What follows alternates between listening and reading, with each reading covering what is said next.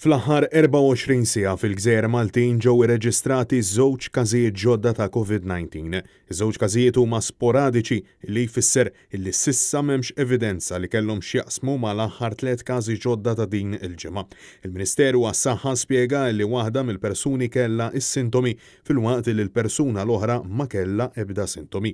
Ta' filwaqt li fl-aħħar 24 siegħa fiqet persuna oħra sabiex bekk it-total ta' każi attivi issa huwa ta' 5.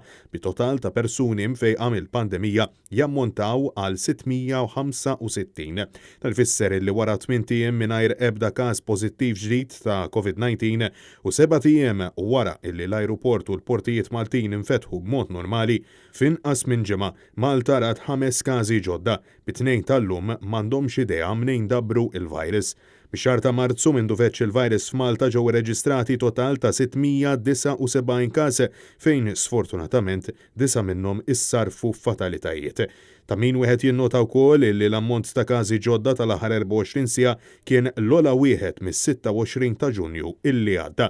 Intant minkejja li d-daqqa tal-pandemija fl-Ewropa qed tbatti xorta jibqgħu kbar l-effetti fuq ċertu setturi partikulari fosthom it-turiżmu. F'dan ir-rigward il-Kamra tal-SMEs resqet numru ta' proposti sabiex l-industrija tibda tqum fuq saqajja u jkunu salvagwardati d-drittijiet tal-konsumaturi.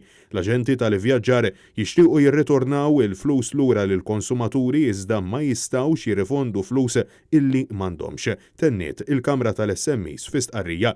Il-Kamra qalet illi għalhekk għaddejjin diskussjonijiet mal-Ministeru tat-Turiżmu.